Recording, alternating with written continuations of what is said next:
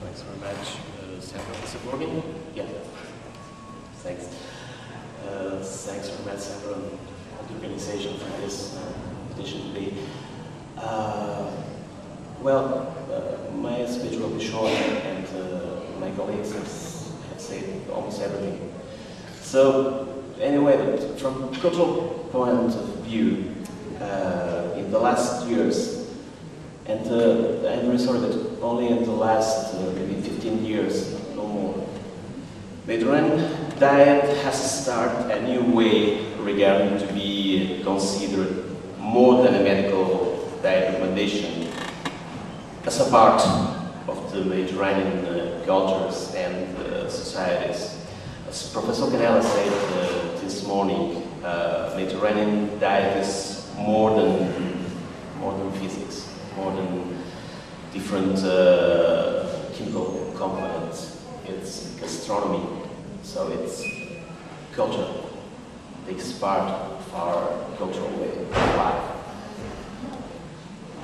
This new way to be explained implies the necessity and the challenge of a new conception of the Mediterranean diet.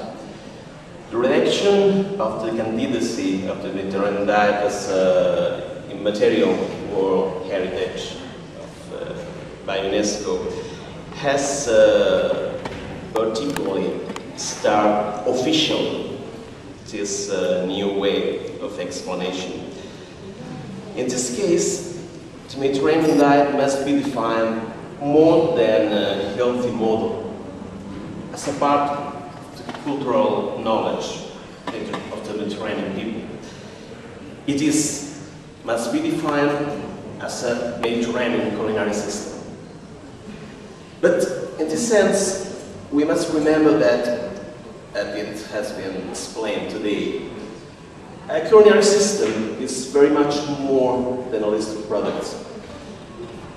As a Mediterranean people and societies, we share different basic foods, but also different basic elements, particularly our ways of cooking, our culinary procedures, our conviviality, our ways of eating, our festivities and celebrations, our ways of life, even in the basis. And particularly, all this in the framework of our landscapes. We must remember at this point that every gastronomy, every culinary system is the own landscape, but in the kitchen. So, this is the own landscape inside the plate. And this is because every culinary system has a very close rapport with the landscape. It is with the locality, with the proximity of the food production. With the adaptation of this local production, with the local culture, with the particularities of every society. And this is sustainability.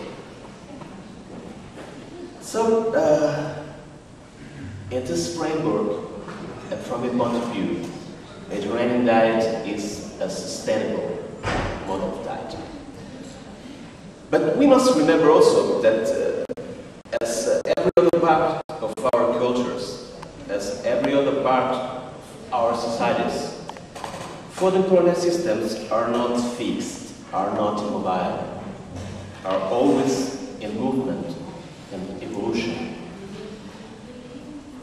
As one of our colleagues said also this morning, we are including and excluding all the time different elements in our food system.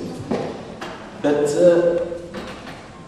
we must always have in mind that this is not an aleatory process. Every element, every product must, first of all, before being introduced, must find its own place inside the culinary system, must find its own place inside the specific culinary procedures and particularly be coherent, sustainable, and useful inside this framework.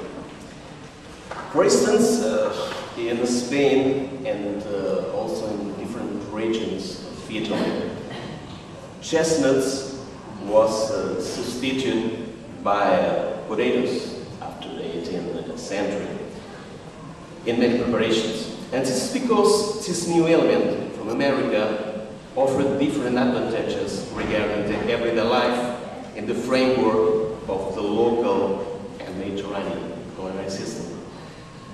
The potato, in this sense, has found its own place inside the kitchen, but also, and mainly, inside the local production, the local economies, and the local cultures. And we must also remember that every new element must be accepted locally at the same way.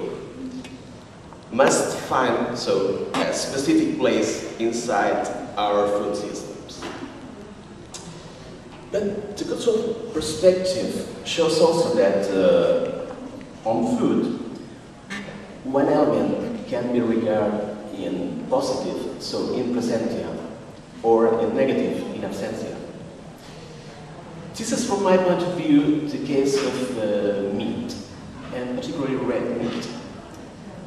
Everybody knows that inside the Mediterranean diet model and framework, we eat less meat, and particularly less red meat. But it is because we have been traditionally the poorest countries in our region. We eat less meat, but we had and we have a very high desire of meat. Meat was very expensive and not really present in our diet, particularly in the everyday diet of our ancestors, but was really present in their minds as a desire, maybe, but also as a very high value element. So today, this desire of meat and other fat elements, of course, are an available reality. And this is maybe because we are eating more meat than ever. If the potato has found its own place inside our culinary system, meat has just taken its real place in our imaginaries, this time more present than the zero.